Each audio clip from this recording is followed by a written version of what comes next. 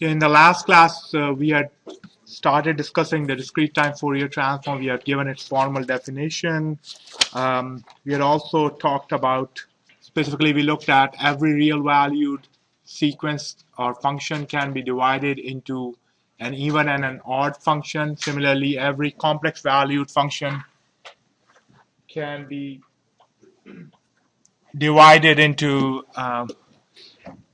conjugate symmetric and conjugate antisymmetric function. So based upon those definitions, you can define some symmetry relationships, which I won't go into too much detail right now, but I'll just point out the some most important ones.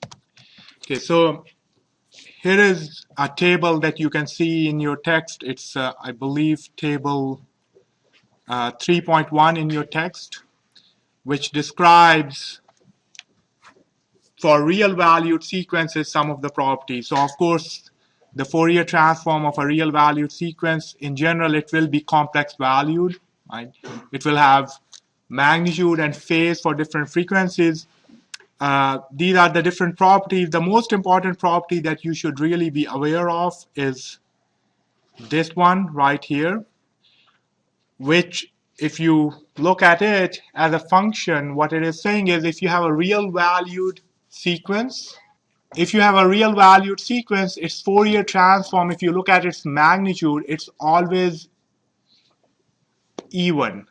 Okay, what that means is if you draw, if you are given any sequence which is real valued and you draw its magnitude,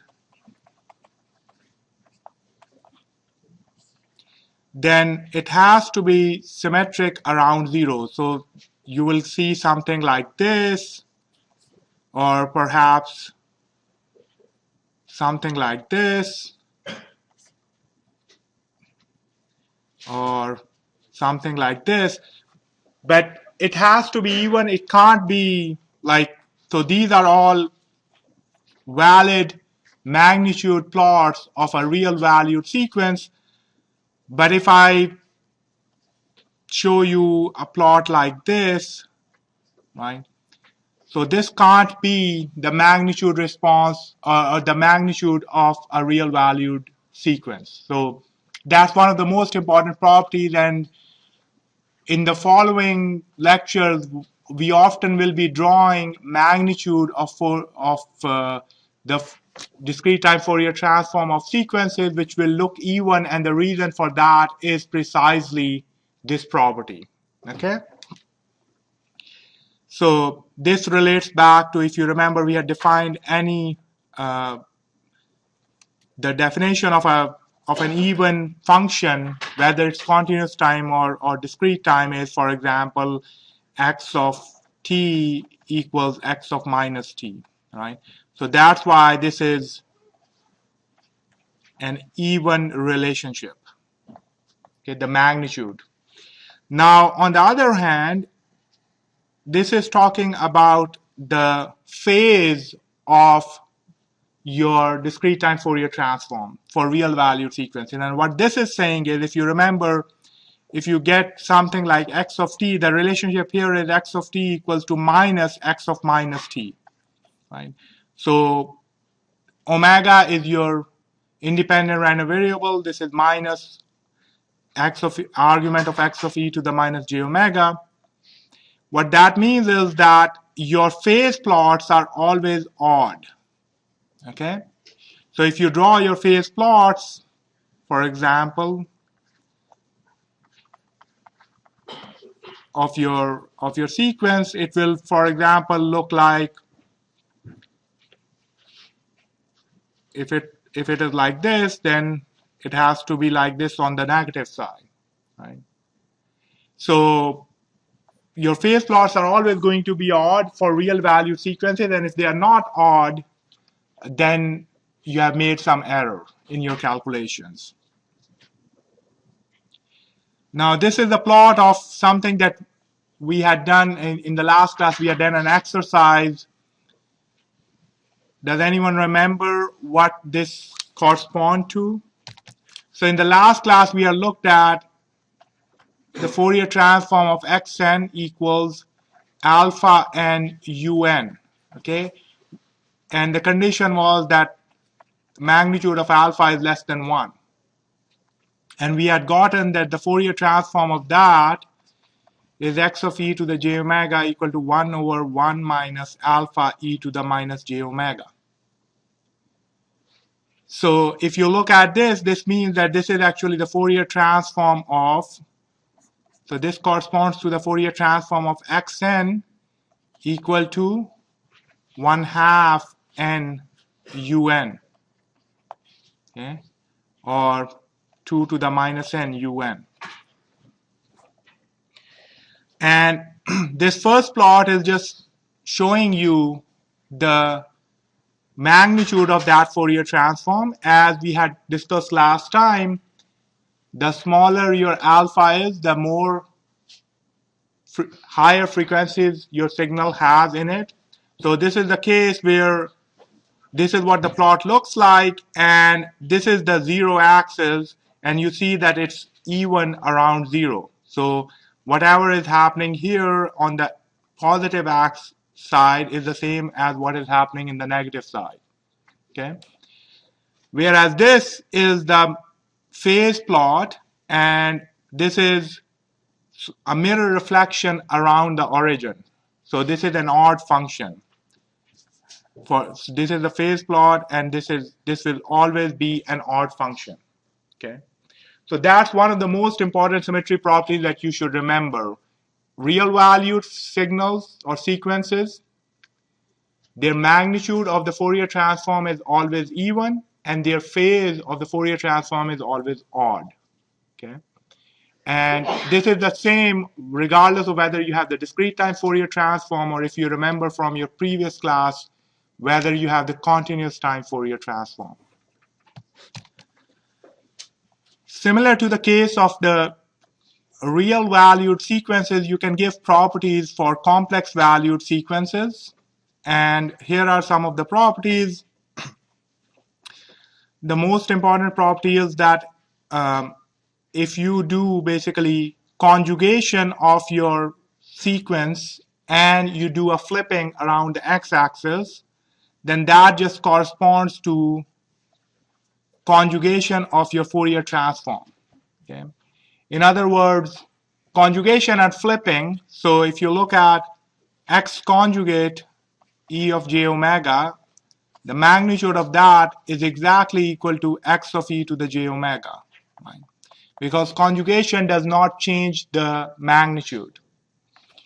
So what this is saying is that if you just do a conjugation of your sequence and flip it, it's not going to change the amount of frequencies that are present in your signal. However, it will lead to changes in phases of your frequencies, okay? But we won't dwell too much on these properties. This is table 3.2 in your text. You should just briefly look at them. Many times what these properties help you do is they simplify the analysis, okay? So I want to point out these symmetry properties. The one that I will be most often referring to is the one about real valued sequences with their magnitude being even function of omega and their phase being odd function of omega. Okay, one of the other key things that you should remember about the discrete time Fourier transform is that of discrete time Fourier transform of pure sinusoids, okay? So the discrete time Fourier transform of pure sinusoids, and by pure sinusoids I mean either cosine of omega naught n, sine of omega naught n, or e to the j omega naught n, okay? So just pure sinusoids, either cosine, sine, or the exponential. Number one property is that they always appear as impulses in the frequency domain. Okay. So most often, if you if you look at your Fourier transform, it will be a regular function. It will be a well-defined function of little omega. But for pure sinusoids, we have to define their Fourier transform in terms of impulses. Now, if you have seen the video about the direct delta that I had assigned long time ago, we know that a continuous impulse function is a mathematical abstraction, or it's a limiting function. It's not really well defined in a rigorous fashion.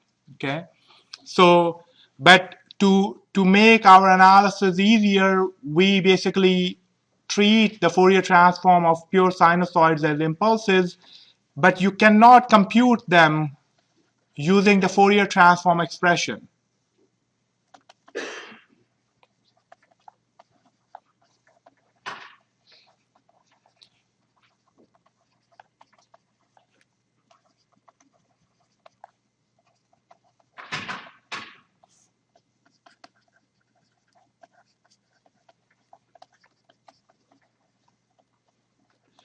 So what I mean by that is, let's say x of n is e to the j omega naught n.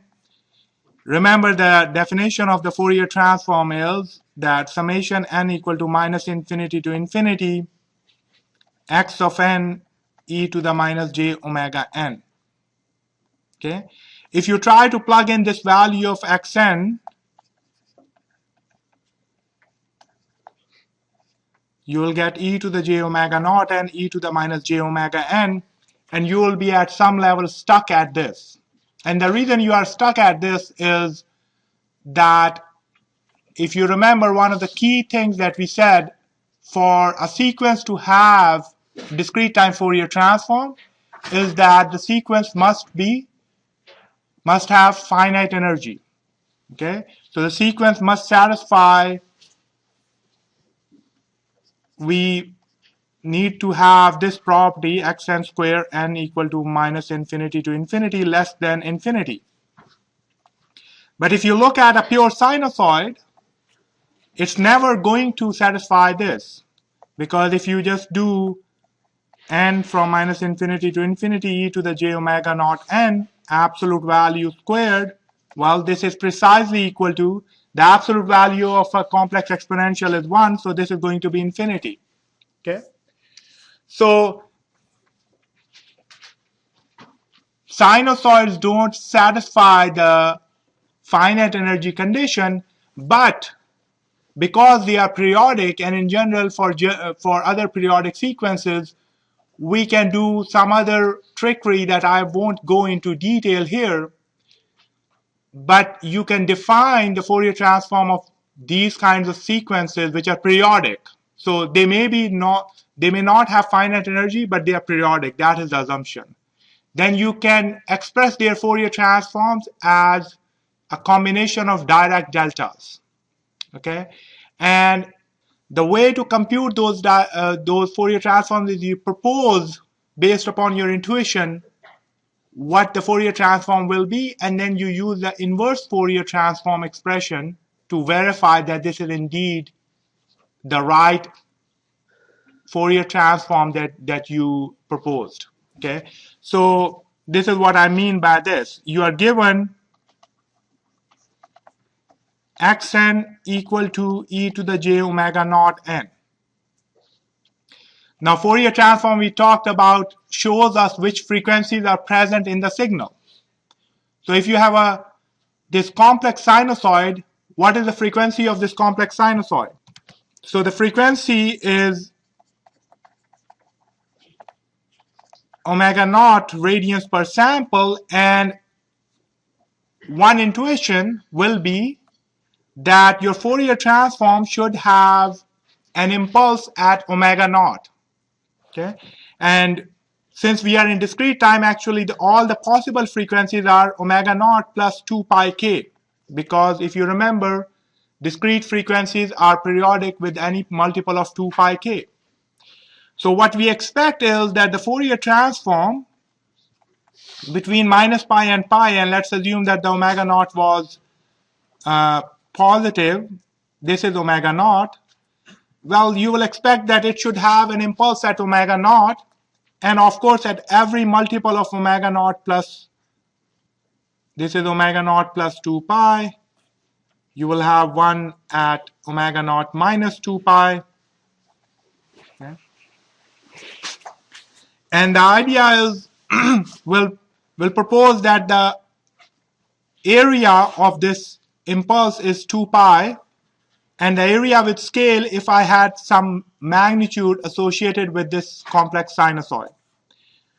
So the proposal is that the Fourier transform of a pure sinusoid is x of e to the j omega equal to 2 pi delta of omega minus omega naught plus 2 pi k summation k equal to minus infinity to infinity.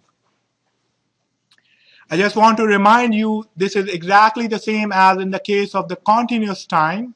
So if you remember in continuous time, if I give you x of t equal to e to the j omega naught t, the Fourier transform of that is x of j omega equal to delta of omega minus omega naught. Why do we have summation in the discrete case? Because of the periodicity of frequencies. You have 2 pi here too. So 2 pi is because of the reason that you are doing the unit of radians. Delta of omega minus omega naught is exactly the same as the continuous time. And then because of the peculiar nature of discrete time frequencies, you have this 2 pi k. So the Fourier transform of a complex sinusoid with frequency omega naught we claim is given by this. We didn't obtain it using the formula. So how do we verify that this is the case? We basically compute the inverse Fourier transform of this, and we try to argue that, I'll use this notation, f inverse of this expression, we have to show that that is equal to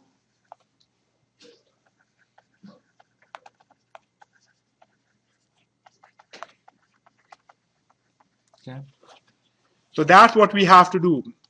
And this is the trick that we play all the time for periodic signals, okay, especially for sines and cosines and e to the j omega naught n. So what is the inverse Fourier transform expression? It's 1 over 2 pi x of e to the j omega n d omega, and remember that the limits of integration go from minus pi to pi instead of minus infinity to infinity.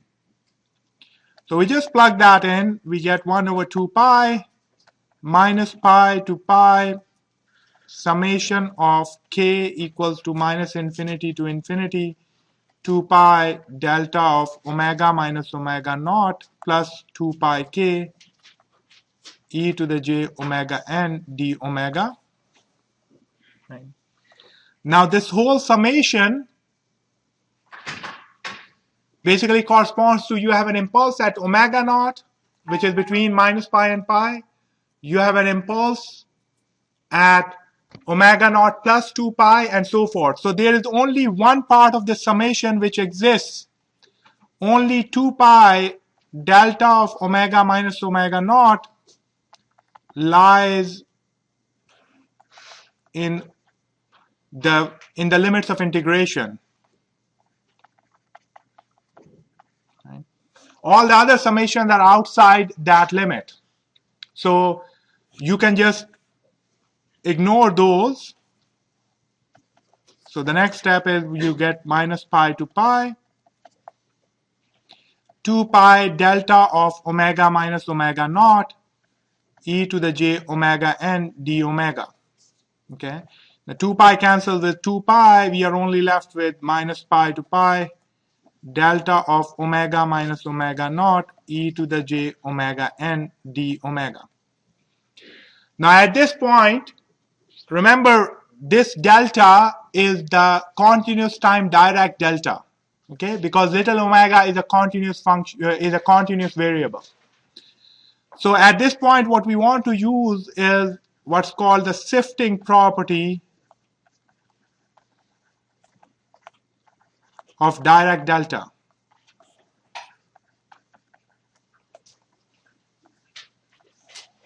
What is that property?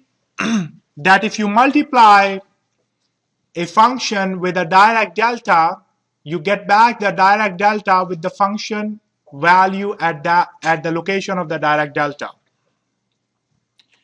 So mathematically, if I give you an f of x and a delta of x minus x naught, okay, they are both, x is a continuous valued independent variable, and I say what is fx delta of x minus x naught? Well, that is equal to f of x naught delta of x minus x naught. Right? So if you multiply a function with a direct delta, all that happens is that the integration of the direct delta gets scaled by the function value at that location. Okay. If I now do an integration of this f of x delta of x minus x naught dx from a region that contains x naught, okay, so for simplicity let's just take it minus infinity to infinity. This is equal to minus infinity to infinity f of x naught delta of x minus x naught dx.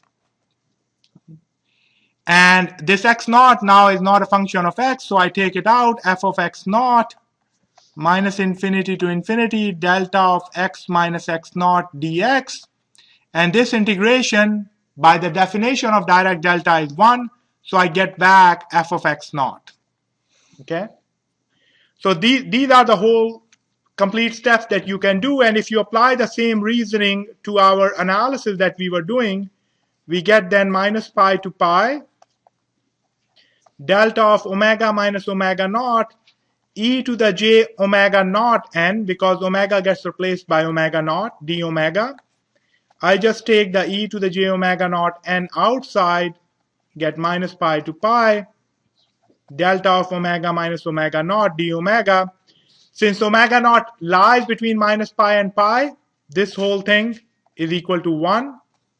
So I get back e to the j omega naught n. So since the inverse Fourier transform of that summation of deltas is e to the j omega naught n, we can say that e to the j omega naught n has a Fourier transform summation k from minus infinity to infinity 2 pi delta of omega minus omega naught plus 2 pi k. Okay. And this way you can, once if we have the Fourier transform of e to the j omega naught n, we can now compute the Fourier transform of cosine of omega naught n. So using this, we can compute cosine of omega naught n, which is simply e to the j omega naught n plus e to the minus j omega naught n over 2. Right? So what does that mean? That means that cosine of omega naught n will be the Fourier transform of that. So x of e to the j omega for cosine will be k from minus infinity to infinity. Now instead of 2 pi, I get pi. And I get delta of omega minus omega naught plus 2 pi k plus delta of omega plus omega naught minus 2 pi k. Okay. Similarly, you can do that for sine using again the Euler's identity.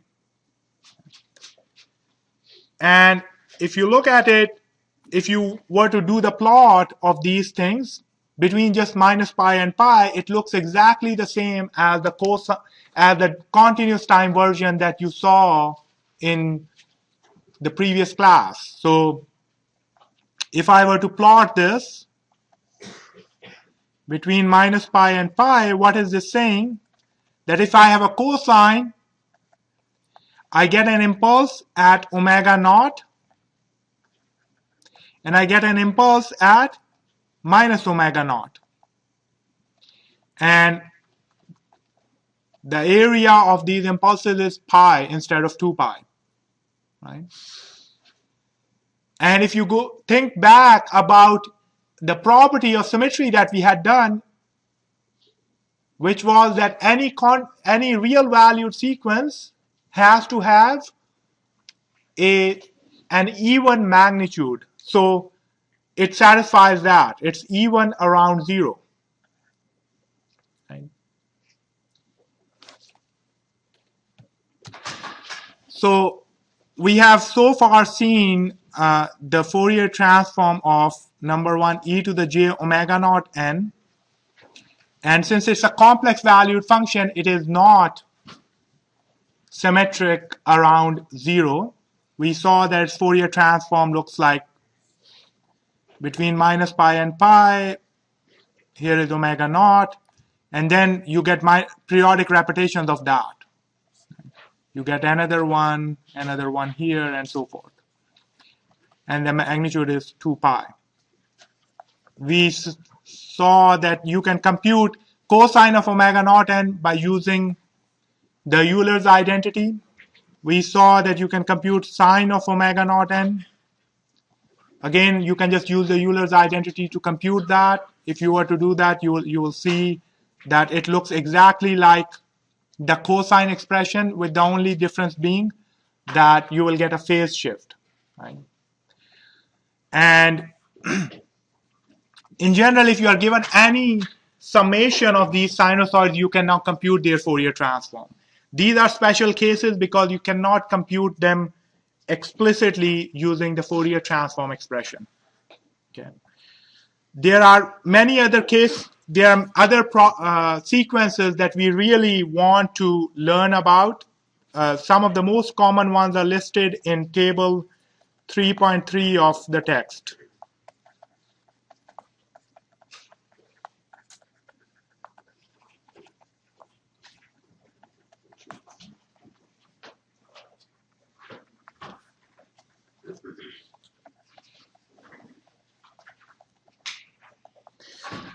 One of the sequences that we will really spend time when we are talking about filters is this: sine of omega cn over pi n. Okay.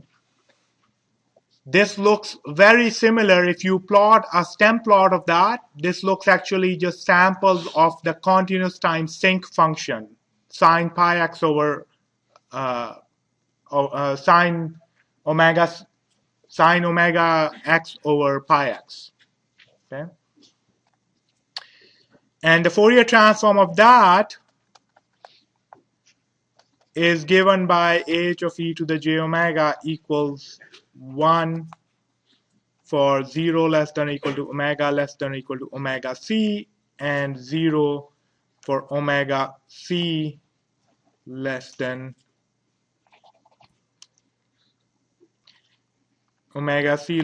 absolute value of omega less than or equal to pi. And then, of course, it periodically repeats itself. Okay.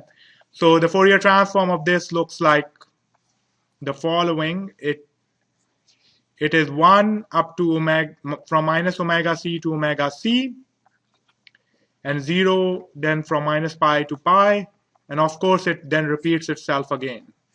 Okay. Because it's periodic. This is again one of those cases. This function does satisfy the property of finite energy. So you can compute the Fourier transform explicitly, but in many cases, one of the tricks that you want to keep track of in many cases for the computation of discrete time Fourier transform is that it's better to start with the function that looks more simpler. So in this case, the sequence, you can go ahead and apply the Fourier transform expression to compute the inverse Fourier transform and verify that this is exactly the inverse Fourier transform. But this involves this sine of omega cn, whereas if you look at the Fourier transform, it's just a constant function. So it's actually better to verify hn and h of e to the j omega, they are pairs, they are the Fourier pairs of each other. It's better actually if we were to show that the inverse Fourier transform of h of e to the j omega is equal to hn. Why? Because if we start with h of e to the j omega, it's a simpler looking function, and you can get back to h of n easily in that case. Sometimes the other thing happens, you look at hn and that has a simpler expression, and then you can just use the direct Fourier transform formula. Okay, so we won't derive this in here right now. I just want to point out some of the tricks which are very similar to the tricks that you should be used to in computing the Fourier transforms in the continuous domain. Okay. What we want to do next is move on to some of the key properties of the discrete time Fourier transform, which, as you will see, most of them are very similar again to the properties of the continuous time Fourier transform. So our next goal is that we want to study properties of the discrete time Fourier transform.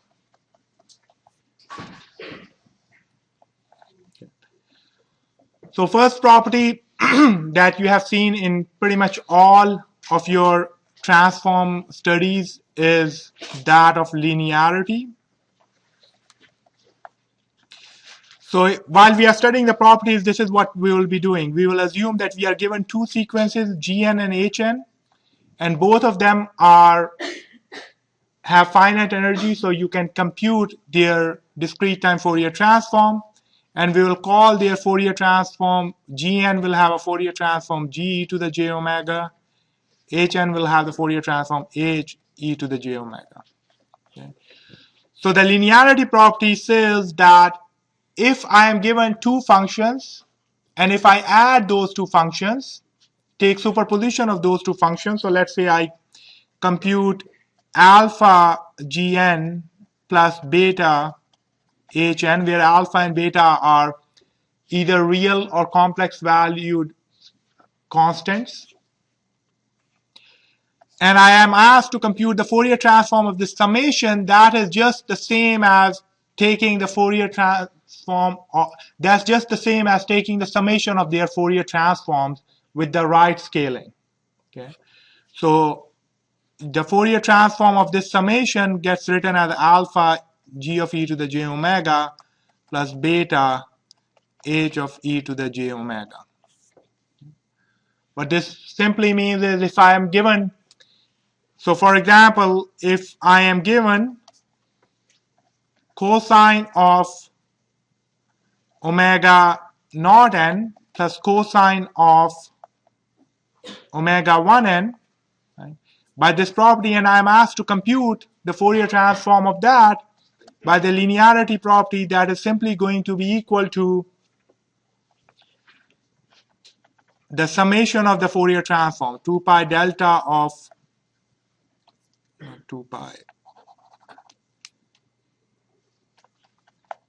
pi delta of omega minus omega naught plus 2 pi k plus delta of omega plus omega naught plus 2 pi k, okay, plus the summation due to the other cosine,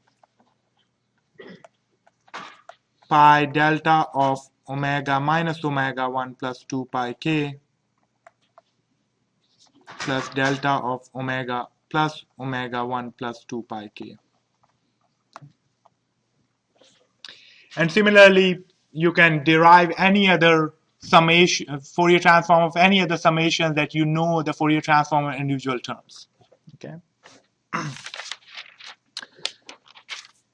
The second property is that of time reversal.